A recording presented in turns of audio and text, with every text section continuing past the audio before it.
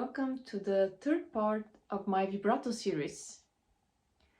So in this video I'm going to give you 3 tips on how to practice vibrato for better vibrato.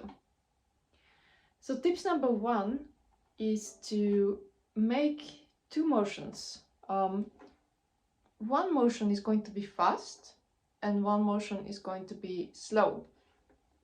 And this method is very good for strengthening the coordination of the finger when you're doing the vibrato, and that way you will only concentrate on one direction.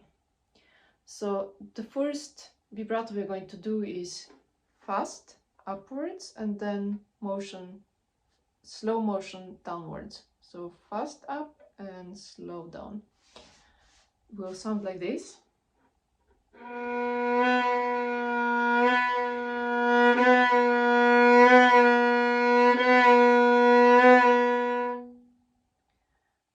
Be aware also of your bowing, so it's easier if you move the bow faster. So you can do the other motion, which will be slow up and fast down. Sound like this.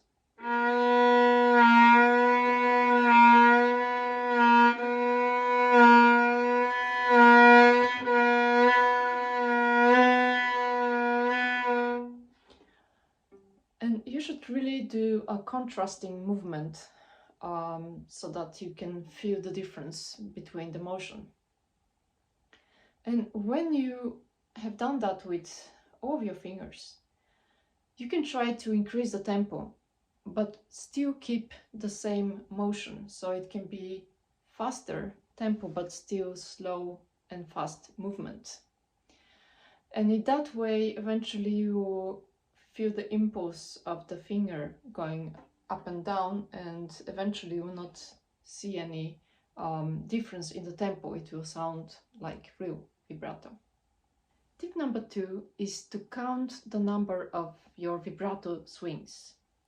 So you can start with 1 and then increase until you feel that you're just vibrating without counting.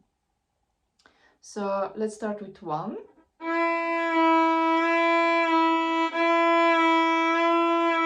Then 2.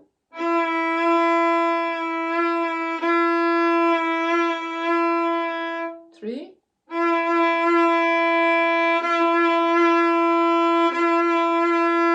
4.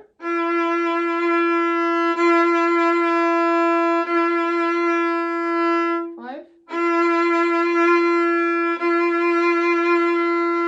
6.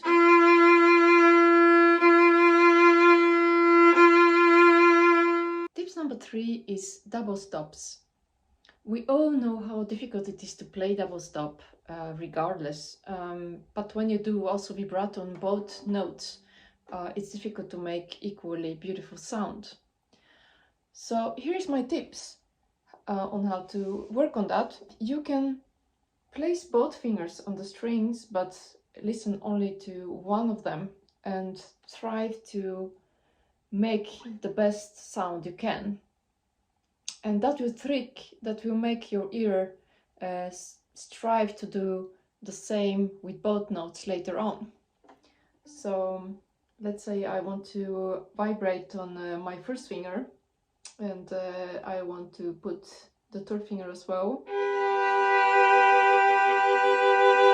So that's both fingers, but now only listen to the first finger.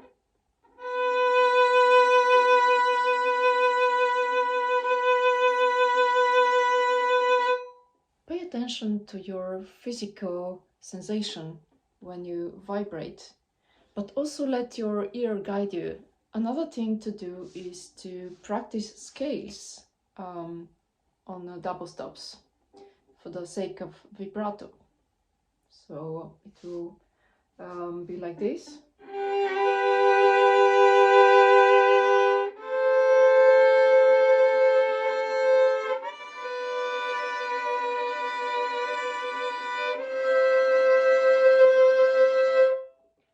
And if this is too difficult for you, you can also play them one by one and then combine it.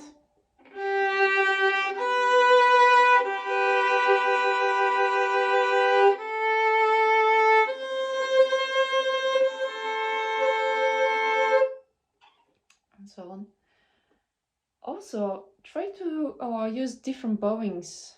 For example, I like to use this type of bowing.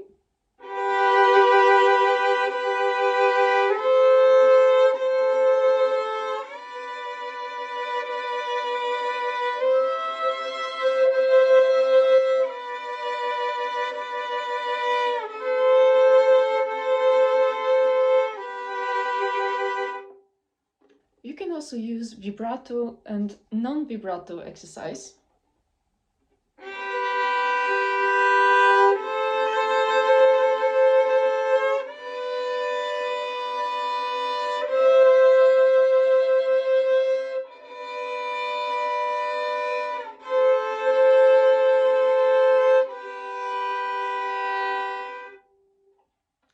And make it very sudden so that you really feel the contrast between vibrato and non-vibrato.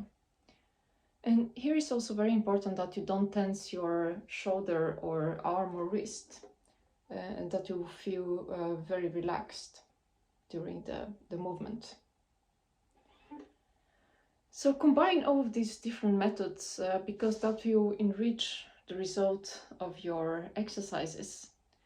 And if you want to see some of the other methods, you can watch my part 1 and 2 series of the vibrato and see if you can combine one of my vibrato tips. And of course, you can probably find other vibrato on YouTube of people who are explaining this in a different way. So this is all for today. Please stay tuned for my next video. That will be the last video in the series of vibrato.